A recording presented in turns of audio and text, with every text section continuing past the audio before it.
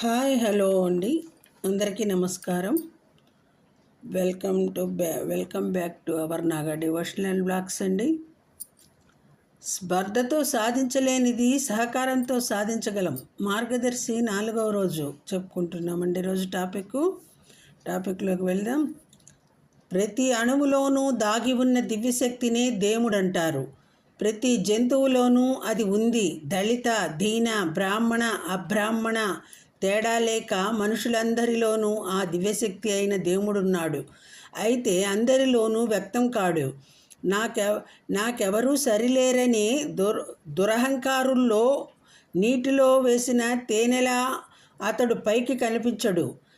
వినయ విధేయతలు, విద్యా సంస్కారములు కలవారిలో అతడు పాలలో వెన్నలా ప్రకటితుడవుతాడు.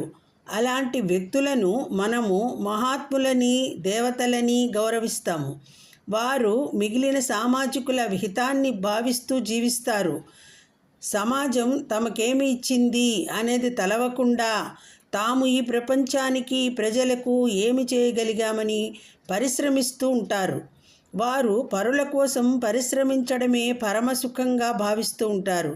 వారినే దేవతలంటాం. అలాంటి వారికి మన శ్రద్ధను సమర్పించాలి. అది వారు కోరరు. అది మన బాధ్యత, కనీస ధర్మం. జన్మనిచ్చి బువ్వ పెట్టి పెంచి పోషించే తల్లిదండ్రులు, విద్యాబుద్ధులు నేర్పే గురువులు, శాస్త్రపురాణాలలోంచి నైతిక, ఆధ్యాత్మిక విలువలు లోకానికి అందించి సహనంతో వారిని తీర్చిదిద్దే ప్రయత్నం చేసే మహానుభావులు ఈ కోవకి చెందిన మానవులు. ఎన్నో జంతువులు, చెట్లు అలా పరోపకారానికి అంకితమైనవే. వీటన్నిటినీ నడిపే నీరు, గాలి, తేజస్, నిప్పు, నేల, సూర్యాది గోళాలు కూడా ఇలాంటివే. అవి మనకెంతో అందిస్తాయి తప్ప మన నుండి ఏమీ ఆశించవు. అందుకే మాతృదేవోభవ అంటూ తల్లిని తొలి దైవమన్నారు. మనకు సహకరించే ప్రతి వస్తువు దైవ సంబంధం కలిగినదే. అయినా వీటన్నిటిలో కల సామాన్య సామర్థ్యాలకు కారణమైన వాటిని దేవతా పేర్లతో వ్యవహరించడం మనకు తేలిక. వేడినిచ్చే శక్తిని తేజస్ అంటారు. దానిని అగ్నిదేవతగా వ్యవహరిస్తారు. ప్రాణం పోసే శక్తిని గాలి అంటాం. దానిని వాయుదేవతగా పిలుస్తారు. ప్రాణాన్ని నిలిపేది జలం అంటాం. దానిని వరుణదేవతగా భావిస్తారు. అవయవాలకు శక్తినిచ్చే కేంద్రాన్ని ఇంద్రదేవత అంటారు. వెలుతురిచ్చే తేజోగోళాలలో కూడా చైతన్యాన్ని పోషించేది సూర్యగోళం. దానిని ఆదిత్యుడు అంటారు. నీటిని శుభ్రపరిచి లోకానికి అందిస్తూ ఉండేవి మేఘాలు. వాటిని నడిపేది పర్జన్య దేవతగా వ్యవహరిస్తారు. జీవులందరికీ నిలువ నీడనిచ్చేది భూగోళమే. దీనిని భూదేవతగా పిలుస్తారు. ఆహారాలను ఆరోగ్యానికి ఔషధులుగా అందించే చంద్రగోళాన్ని సోమదేవతలుగా గుర్తిస్తారు. ఆయా శక్తి మనకు అందించే ఆయా వస్తువులను కాకుండా ఆయా వస్తువులలో ఉండే ఒక సమన్వయ శక్తిని దేవతగా గుర్తించారు. దాని చైతన్యాన్ని ఎలా ప్రసన్నం గావించాలో గుర్తించారు మన పూర్వులు. అది మన కనుకూలంగా ఉండాలి. మనం దానికి అనుకూలంగా ప్రవర్తించాలి. ఈ ప్రపంచమంతా ఒక సమన్వయంతో ముందుకు సాగుతోంది. విశ్వంలో విచిత్రంగా విహరించే వింత గోళాలన్నీ ఒక సమన్వయం కలిగి ఉన్నాయి. వీటికి ఒక ఆధారం ఏమీ కనపడదు. అలాగని ఇవన్నీ నిరాధారంగా స్వతంత్రంగా ఉన్నట్టు లేదు. దేని నియమాలు దానికి ఉన్నాయి. అవి ఆ నియమాలకు లొంగి ప్రవర్తిస్తున్నాయి. గాలి సకాలంలోనే వీస్తుంది. సముద్రపు అలలు ఎంత ఎత్తుగా లేచినా ఒడ్డున కరిగిపోవలసిందే. సూర్యోదయ అస్తమయాలు పకడ్బందీగా నియంత్రణకు లోబడి సకాలంలో సాగుతున్నాయి. ఒక మనిషే ఎవరి నియంత్రణకు లొంగవద్దని దురహంకారంతో, దుర్నీతితో ఈ ప్రపంచ వ్యవస్థను చిన్నాభిన్నం చేస్తున్నాడు. నీడనిచ్చే చెట్లను నిర్దాక్షిణ్యంగా నరికేస్తాడు. నిర్మలంగా సంచరించే అమాయక ప్రాణులను ఆహారమంటూ ఆరగించేస్తాడు. చేయని పాడు పని అంటూ లేదు. అందుకే భగవానుడు శ్రీకృష్ణుడు మానవుణ్ణి శాసిస్తున్నాడు, బ్రతుకును బాగు చేసుకునే బాటను బోధిస్తున్నాడు. మన బ్రతుకుకు బాసటగా నిలిచిన ఈ ప్రకృతి శక్తులకు ఆధారమైన దేవతా విశేషములను కృతజ్ఞతతో సద్వినియోగపరుచుకో. ఆ ప్రకృతిలోని దేవతలంతా నీ బ్రతుకును బంగారు బాటలో నడుపుతారు. వారిని ఆరాధించు.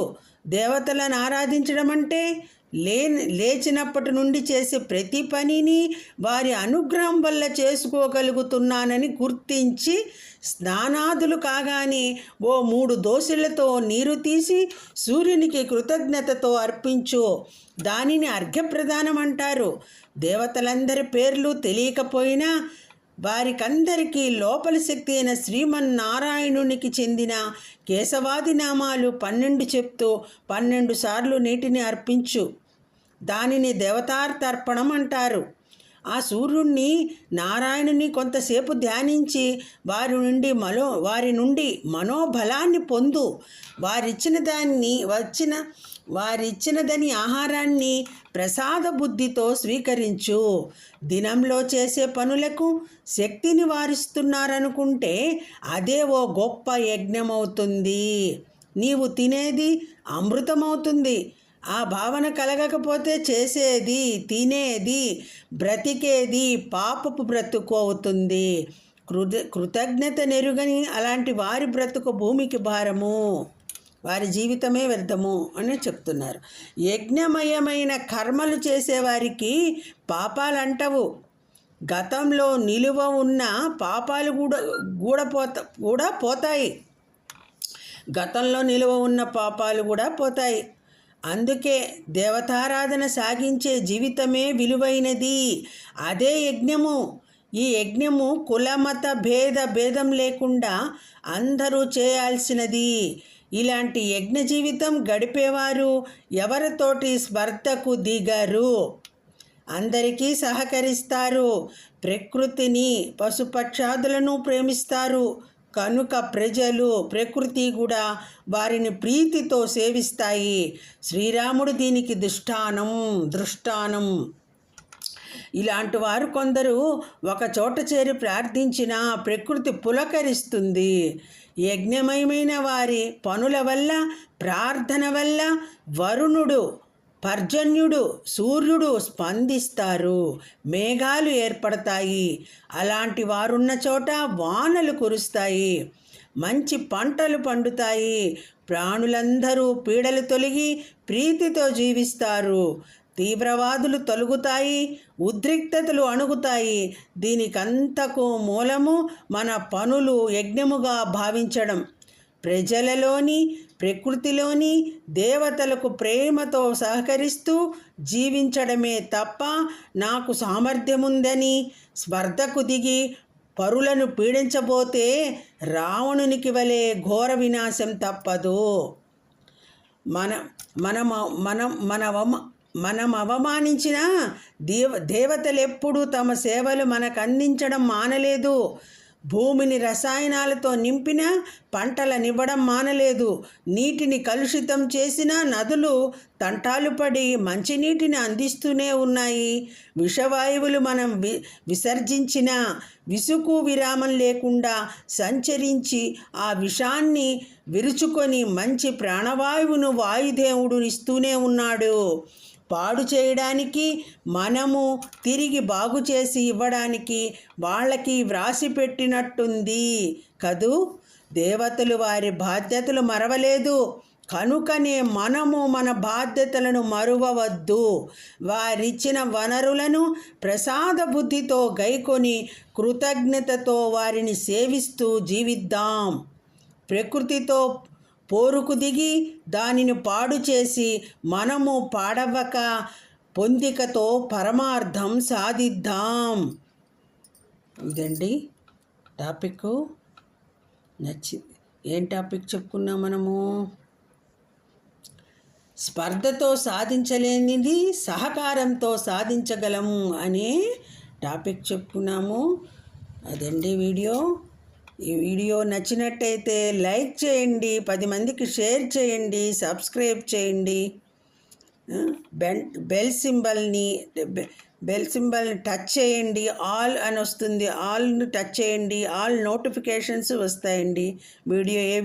కొత్త వీడియో వచ్చినా అది మీకు కనపడుతుందండి. ఇదండి video.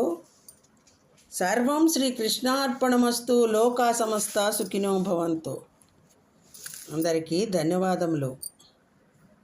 Thank you for watching.